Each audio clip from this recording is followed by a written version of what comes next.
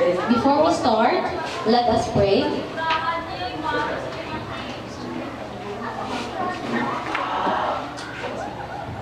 Let us pray.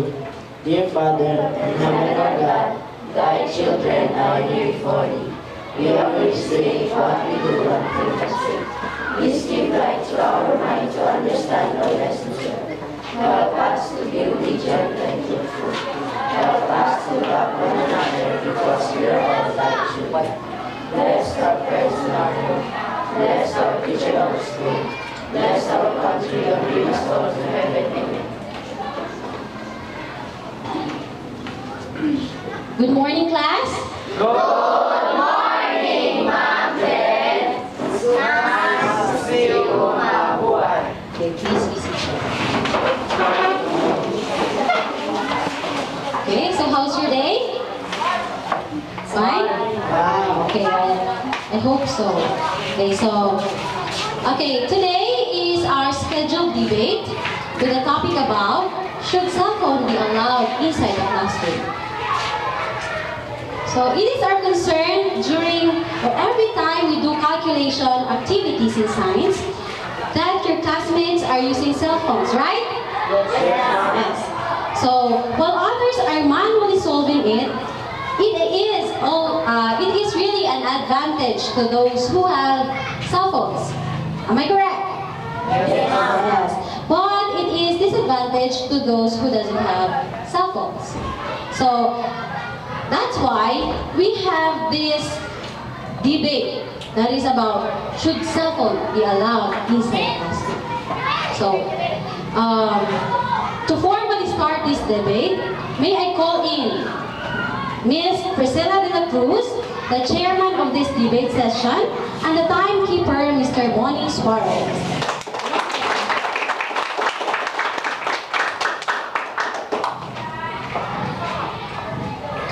Good morning, everyone. The cell phone is the most widely used medium in Asia, has major educational applications, most users. However, do not realize the cell phone's potential for education, nor even for the communication functions for which it was originally designed. Most educators still see the computer and the cell phone as a related device, and the tiny cell phone more as personal accessory, especially for young people, which fully price and increasing functionality. However, it is virtually certain that not too far in the future, all of the world's students will have a cell phone. This is sufficient reason and motivation for educators to explore the possibility of making the cell phone an important tool in the educational systems of developed and developing countries. This article describes the experience of two major projects that are studying the implementation. Ladies and gentlemen, let us witness this debate with the topic, should cell phone be allowed inside the classroom? To start with, may I introduce to you the contending parties. From the proposition side, Mr. Christian A. Papasin, Ms. Michelle A. Anutsawan, Ms. Maria Lorna Sosas, Mr. David Kent M. Buda, and Mr. John Ford T. Masaba. And from the opposition side, Mr. Dave Castro, Ms. Faithy Calabzon, Mr. Adrian Dave Sispeñe, Ms. Miljoy D. Imboy, and Mr. Aljun S. Dibauco. To infinity the Board of Judges, help me introduce our first judge. She is our School Guidance Counselor Designate, Ma'am Donavi M. Chong. Our second judge, he is the Prefect of Discipline and Simeo alumnus, Sir Michael A. Adams.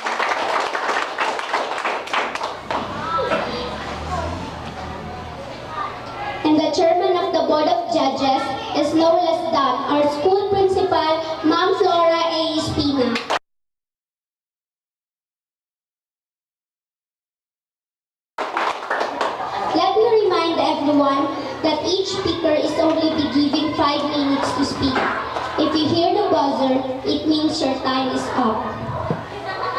criteria for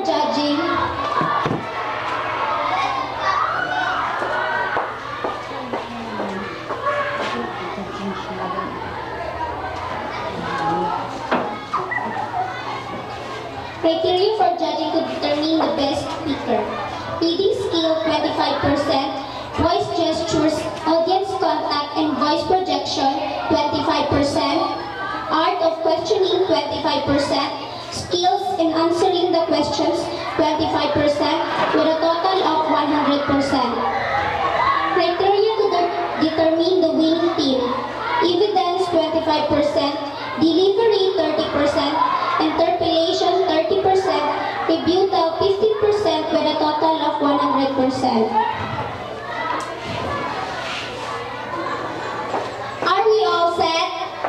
Yes, we are. To start with, may I call in our first speaker, Mr. Christian A. Papasin.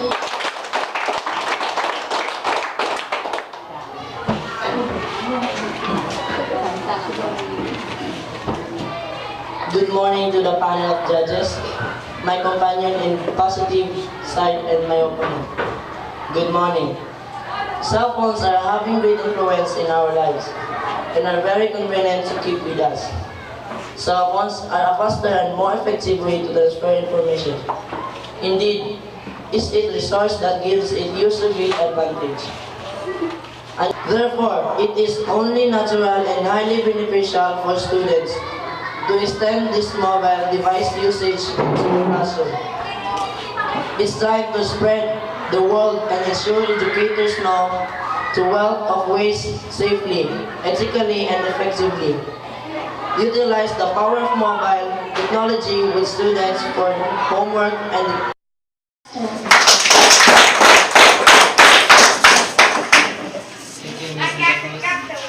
Good morning, everyone. Actually, the judges, thank you for coming on this activity. Good morning. Have become such a necessity of everyone's lives, and whether cell phones should be allowed at school has become a very hotly debated topic. Although there are quite a few advantages of bringing cell phones to school, the disadvantages of doing so surely outweigh them. Allowing cell phones to school would be equivalent to giving an open invitation to distraction.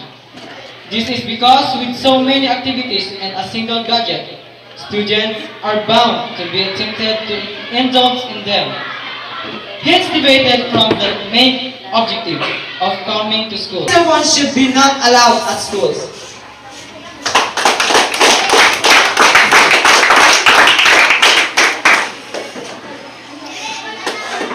Thank you, Mr. Castro. And may I call in the second speaker from proposition side, Ms. Michelle A. Arizao.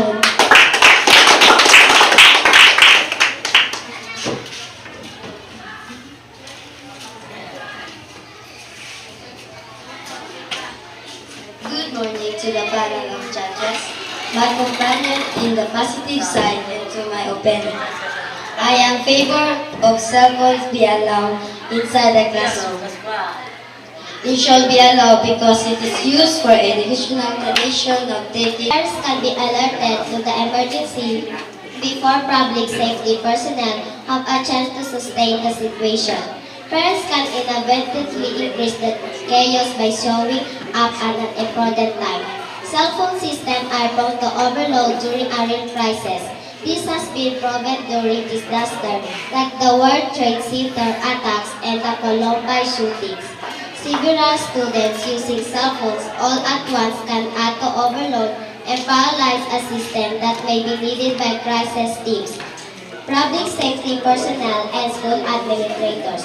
This may in turn magnify the crisis and increase the chance of tragedy.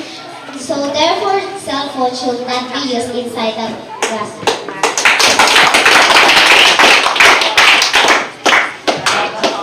Thank you, Ms. Saxon. And may I call the third speaker from proposition side, Ms. Maria Lorna Sosas. Use it to contact our parents during emergency. Likewise, we have heard the advantage of using cell phones wherein it can distract students during classes as well as it can cause bullying among students and even to teachers. And thank you to the proposition side and opposition side. So, okay. So you have already heard the and the disadvantages of using cell phones inside the classroom. So now, I have a question to the listeners and to the watchers. Have you gained any idea about it? Merong idea wala? Meron? Okay, meron. Okay, so may I ask a question from the class? What insight have you learned from the debate? Anong insight ang natutunan natin? Okay, from Miss Malakin. Okay, Mr. Bonnie, what is your answer?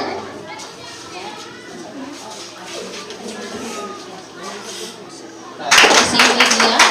Okay, the next one. Okay, we should be aware of this. Okay, so based from what you have heard from the proposition and opposition side, are you now in favor of using cell phone inside the classroom? O ikaw, Miss Dulay. Yes. Okay, it can be used as encyclopedia. Okay, next. Okay, Miss Dagon. Okay, so thank you for... Okay, so let us give a round of applause to our debater. Okay, thank you for the participation, to our judges. Okay, thank you for being here to witness our debate about the use of cell phone inside the classroom. So we have already heard the advantages and the disadvantages. So cell phones today have become such a necessity, right? Yes. Okay. Whether cell phones should be allowed at school and in the classroom has become a very hotly topic. Although there are quite a few advantages of bringing cell phones to school, the disadvantage of doing so surely outweigh them. Cell phones can be positive teaching tools, but they can also be detrimental to the environment in the classroom. While they can save a life, they can also destroy one. However, they may appear it is essential that children and youths learn about the reality of cell phones. In doing so, they can make more positive choices on how and they use these devices. So we need to manage the use of cell phones effectively. So that's why school must have its policy upon using the cell phones inside the classroom. So may I call in the chairperson of the Board of Judges, Ma'am Flora A. Espina, for the feedback and announcement of the winning team and the best debate. According to how they deliberate, how they reason up, how they show their stand to the opposition of not using the cell phone, opposition of using the cell phone rather. The winning group is the opposition group. Congratulations. And the best debater. I remember pero Dele is babae ha. According to her way of defending his position, being in the opposition siya. Okay. And she is Miss Joy Emboy.